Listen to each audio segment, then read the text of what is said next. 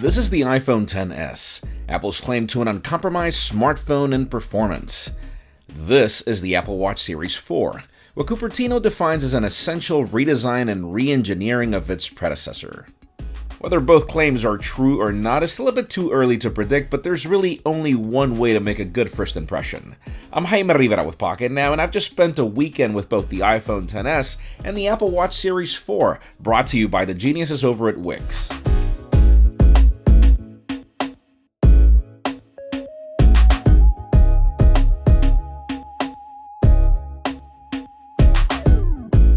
I got a couple of questions on social media over why I chose the XS instead of the XS Max, and honestly it had everything to do with me wanting to give the form factor a second chance. See, I love the idea of having a large screen on a regular sized phone, but sadly the iPhone X wasn't my favorite phone of last year. Sure, I know it defined a lot of designs going forward, but its features were easily dwarfed by competitors that cost a lot less money. This year, the design was literally unchanged, the same stainless steel and glass finish that's quite hefty in the hand, but now with a new color option. To answer other questions on social media, yes, iPhone X cases do fit, but it depends on the case. The movement of the camera hump is almost indistinguishable even in Apple's own cases, and then there are some that are just so snug, like in the case of this one from Spigen, that they won't fit though. I'll have a full comparison once I get more time between the iPhone XS and the iPhone X, in case you're looking forward to an upgrade. Now, setting it up is literally as Apple can be, meaning it can actually be quite simple if you're coming from another iPhone.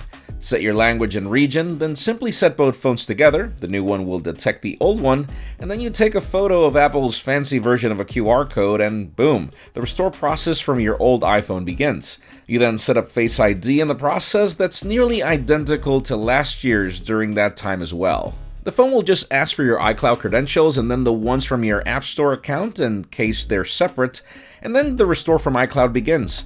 The process is seriously that simple. Once the device reboots, it begins the process of installing your old applications and restoring your photos, which are now faster than ever, and I assume it has everything to do with the A12 Bionic processor. Now, in the case of the Apple Watch Series 4, let me put a couple of worries to rest. Yes, I chose the 44mm variant, but this doesn't mean that your existing bands from the 42mm won't work. Yes, the screen is now 30% larger, but on a footprint that's nearly identical to the larger variant of the past. Now, I will tell you that I am regretting choosing the Sport Loop because, well, the material is nice, but the loop makes the watch look asymmetrical at a glance. Setting up the Series 4 was another breeze. Once again, just place the Apple Watch close to the iPhone, both get detected, scan Apple's fancy QR code, and then, since I had a previous Apple Watch, it offers to restore from the older version, which I actually recommend. Now, even if the process is simple, and even with Apple's updates in hardware and software, I still find the process on the Apple Watch to be a pain. It crashed twice, and it seriously just takes forever. That said, once the process was done, we now have a new iPhone and new Apple Watch all set. iOS 12 may look like every previous version of iOS, but Apple has done an amazing job in making it more efficient, up to the point where it's revived older phones like the iPhone X, iPhone 7 as well. Still, imagine how all that optimization will work on the latest and greatest hardware from Apple. Like seriously, this phone flies. It handles all animations well, it runs absolutely every application quickly, so yes, I would definitely consider it uncompromised.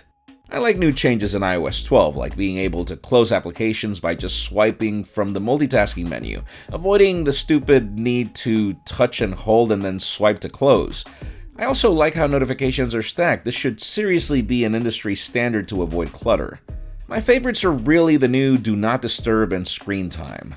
If I'm editing a video, I hate getting notifications that distract my focus from getting work done, and I love that you can now easily say that you don't want to be bothered for an hour on a schedule. And then Screen Time is awesome for winding down, helping me set limits on how much social media I consume during the day, and defining a time when I should focus on going to sleep. I actually like how smartphone OEMs, not just Apple, but even Google, are working in ways to help consumers not be stuck on their phones when they should be doing other things. I find that to be great. Now, in the case of the Apple Watch Series 4, let me just say this to start. This is actually the first ever Apple Watch that I could say that I actually like. It's gotten lighter, the aluminum seems more polished, and the back now appears like if it came from a science fiction movie. And I love changes in design elements like the crown with its fancy chrome on it, even if I find vibrations to be a gimmick. The screen is really the major deal, with everything being larger than before, leading to a more comfortable experience using the watch for the basics. But sincerely, even if this is not the best looking watch out there, probably what I like the most about the Apple Watch Series 4 in combination with watchOS 5 is that this finally is a very fast watch. And I mean like the kind that would make any other watch look ridiculously slow kind of fast.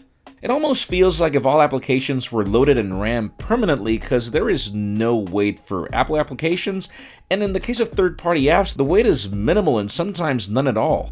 Raise the watch to talk to Siri, get a response almost immediately. Like, I'm not even playing with the edits here, this is how fast the watch responds. Like, holy cow, I am really impressed. And yes, I do agree, I don't like the fact that there are no customizable watch faces on watchOS, but I will tell you this much, even though people made fun of the infograph watch face, that's probably my favorite one. You know how my Android home screen is full of things like temperature, sunrise and sunset, activity, and world clock, so hey, I now have a watch face that has everything at a glance. I still need to test the watch out more in things like fitness, but so far I have no complaints as to its accuracy in my first couple of spins on the bike. Photography on the iPhone XS is one of its major selling points, but I still need to test more. The iPhone X was not at all my favorite in dynamic range or portrait mode last year, and this year I do see some improvements at first glance.